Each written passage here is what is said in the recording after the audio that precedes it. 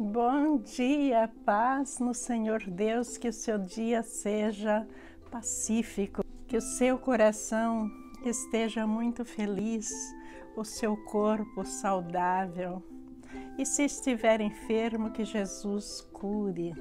Traga cura, meu Deus, sobre todos nós. Alivie todo esse problema que está assolando o mundo. Hoje nós vamos continuar Mateus 24, de 14 a 28. E o tema é a grande tribulação. A grande tribulação é um período precedente à vinda de Jesus Cristo para o julgamento final, no fim do mundo. O que nós vamos ver na palavra de Deus é que nós já sabemos sobre o arrebatamento, que os filhos de Deus, aqueles que estão com Jesus, seguindo a palavra de Deus, arrependidos, esses serão arrebatados para Deus. Mas o que vai tratar aqui é sobre essas pessoas que não forem arrebatadas. Nós vamos ver que vai ser um período muito difícil, em que haverá fome, miséria, pestes, catástrofes, muitas coisas ruins, muito piores do que isso que nós estamos vendo agora. Então Jesus vai dar exemplos detalhados do que fazer, o que é que vai acontecer nesse período, para que as pessoas não sejam pegas desprevenidas. Então vamos à palavra de Deus. Leitura de Mateus 24, de 14 a 28. E este evangelho do reino será pregado em todo o mundo como testemunho a todas as nações, e então virá o fim. Assim, quando vocês virem o sacrilégio terrível do qual falou o profeta Daniel no lugar santo, quem lê, entenda. Então, os que estiverem na Judéia fujam para os montes. Quem estiver no telhado de sua casa, não desça para tirar dela coisa alguma. Quem estiver no campo, não volte para pegar seu manto. Como serão terríveis aqueles dias para as grávidas e para as que estiverem amamentando. Orem para que a fuga de vocês não aconteça no inverno nem no sábado. Porque haverá então grande tribulação, como nunca houve desde o princípio do mundo até agora, nem jamais haverá. Se aqueles dias não fossem abreviados, ninguém sobreviveria, mas, por causa dos eleitos, aqueles dias serão abreviados. Se então alguém disser, vejam, aqui está o Cristo, ou ali está ele, não acreditem. Pois aparecerão falsos cristãos e falsos profetas que realizarão grandes sinais e maravilhas para, se possível, enganar até os eleitos. Vejam que eu os avisei antecipadamente. Assim, se alguém disser, ele está lá no deserto, não saiam. Ou, ali está ele, dentro da casa, não acreditem. Porque assim como o relâmpago sai do Oriente e se mostra no Ocidente, assim será a vinda do Filho do Homem. Onde houver um cadáver, aí se ajuntarão os abutres. O que acontecerá com as pessoas que não foram arrebatadas é que elas vão estar sob o poder do anticristo por algum tempo. E essa situação nos trará muita, mas muita dificuldade. A gente fica se perguntando, mas como? Quando é que vai acontecer o final do mundo? Nós vimos, vou colocar a seguir para vocês, que Jesus, bem quando ele estava treinando os apóstolos, ele disse aos apóstolos para ir e pregar para todo mundo. Quando chega o momento do fim do mundo, todo mundo já deverá ter recebido a pregação sobre o Evangelho em todas as línguas. E diz também a palavra de Deus que, além disso, haverá anjos pregando sobre a palavra de Deus, para que ninguém perca a oportunidade de conhecer a palavra de Deus, se arrepender e voltar para Ele, deixar de pecar. Jesus lhes disse: vão ao mundo inteiro e anunciem as boas novas a todos. Marcos 16, versículo 15. Vi outro anjo que voava no ponto mais alto do céu, levando as boas novas eternas para anunciá-las aos habitantes da terra, a toda nação, tribo, língua e povo. Apocalipse 14, versículo 6. A partir de agora descreve o período da grande tribulação.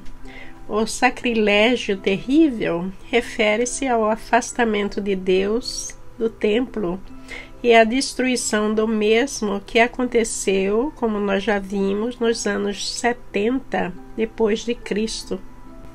Esse sacrilégio continua acontecendo nos dias de hoje e vai acontecer até a vinda de Jesus para o julgamento. Mas de uma coisa tenho certeza, que essas igrejas serão reduzidas a pó. Ele se exaltará e se oporá a tudo que o povo chama de Deus, e a todo objeto de culto, e até se sentará no templo de Deus e se fará passar por Deus, segundo Tessalonicenses 2, 4. Nessa época de grande tribulação, o anticristo vai estar querendo tomar a posição de Deus, e por isso é que ele vai lutar para desviar todos os fiéis que ele conseguir de Deus. Na época dos profetas, quando perseguidos nas cidades, o que eles faziam? Eles iam para as montanhas, iam se esconder nas cavernas. Deus aqui sugerindo que, distantes dos seres humanos, seria o melhor lugar para se esconder. No versículo que vocês estão vendo na tela, e também no que diz que se estiver no campo, não volte para pegar seu manto. O que quer dizer isso? Jesus está dizendo que quando a calamidade vier, para fugir enquanto é tempo, para não se sintonizar de maneira nenhuma com ela, para deixar tudo para trás e se voltar para Deus. Essa referência que seria terrível para aquelas pessoas que estivessem grávidas ou amamentando. Vocês sabem o que quer dizer? É porque é um período de muita miséria e muita fome. Como é possível alimentar uma criança nesse estado? Então seria muito difícil de fugir se a pessoa estivesse grávida ou amamentando. A referência ao inverno é que é muito difícil fugir nessa época, não é? Porque há muita chuva, as estradas ficam alagadas, muitos problemas surgem com o inverno. E a referência ao sábado é que os judeus tinham por hábito fechar as cidades nos sábados, e daí eles não teriam como escapar. Por isso que Deus está pedindo para orar.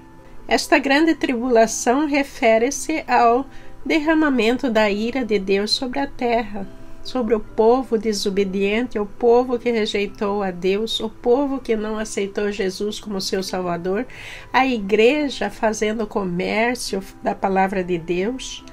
E a idolatria, tem muitos problemas aí que o mundo deveria ter tratado e não tratou. Aí Deus permitiu que o anticristo estivesse aqui na terra.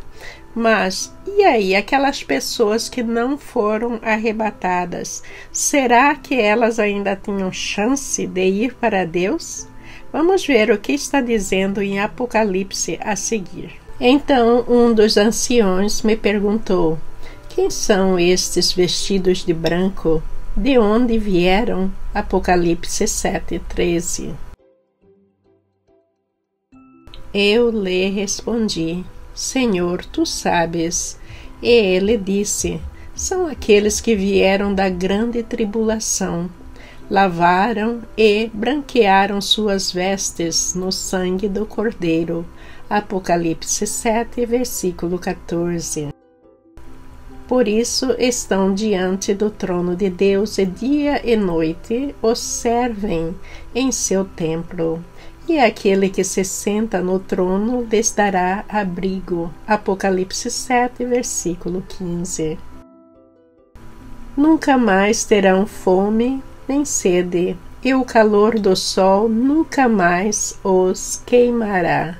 Apocalipse 7, versículo 16. Vocês viram aí em Apocalipse que mesmo durante aquele período tão difícil da tribulação, período de julgamento de Deus, muitas pessoas estavam sendo redimidas através do sofrimento.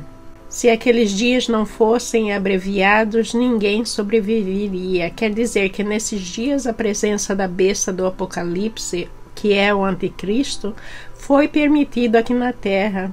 E Deus não poderia permitir essa presença por muito tempo, senão ninguém seria salvo.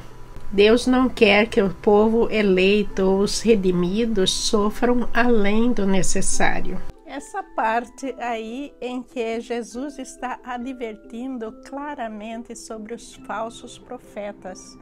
Veja que a história vai ficar muito mais difícil que os tempos atuais, porque haverá gente dizendo que ali está ele dentro da casa, ou que ele está lá no deserto. Vão apontar o lugar onde Jesus está. Na realidade, são falsas profecias, que Jesus não está ali. Agora, veja o que é que Jesus nos falou. Depois de reuni-las, vai adiante delas, e elas o seguem porque conhecem sua voz. Nunca seguirão um desconhecido, antes fugirão dele, pois não reconhecem sua voz. João 10, versículos 4 e 5. Essa passagem, ela parece simples, mas ela é muito profunda, porque o bom pastor reúne as suas ovelhas, depois ele vai à frente e ele vai chamando as ovelhas, e as ovelhas conhecem a sua voz. No final dos tempos, apenas as pessoas que conhecerem a palavra de Deus vão ser capazes de se libertar do anticristo ou da besta do Apocalipse. Porque o anticristo, ele não consegue manter aquilo que está falando dentro da palavra. Ele vai usar algumas citações aqui e ali, mas as suas ações e tudo mais que ele fala, que ele está pregando, não é condizente com a palavra. Agora, quem não conhece a palavra, ele não conhece a voz do seu bom pastor. Então, se a pessoa não conhece a palavra de Deus, ela tende a seguir qualquer um que está falando: venha por aqui, vamos lá, Jesus está lá, ou Jesus está lá. Ele vai seguir essa pessoa. Por quê? Porque é uma pessoa acostumada a ouvir o que o homem fala. Aquilo que sai da boca do homem, não o que está escrito na palavra de Deus. É por isso que eu fico batendo na mesma tecla, que é muito importante que a gente estude a palavra de Deus. O mais importante de tudo nem é ter religião, mas é conhecer profundamente a palavra de Deus e aplicar em nossas vidas. Vocês que já foram em fazenda ou que moram em fazenda sabem que a localização de um animal morto é muito fácil de saber. Por quê? Porque a gente vê os abutres, os urubus voando de todo lado e a gente sabe que ali tem um animal morto, não é? Então, essa é uma comparação com a vinda de Jesus, que vai ser algo assim tão claro que qualquer um saberá como identificar que Jesus está ali. Não existe necessidade de estar seguindo o homem para encontrar Jesus, para saber onde ele está. O dia do julgamento vai ser algo assim muito claro para todos. E também essas tribulações, essas dores e tudo mais, vai ser algo claríssimo. A mesma coisa ele está falando sobre o relâmpago.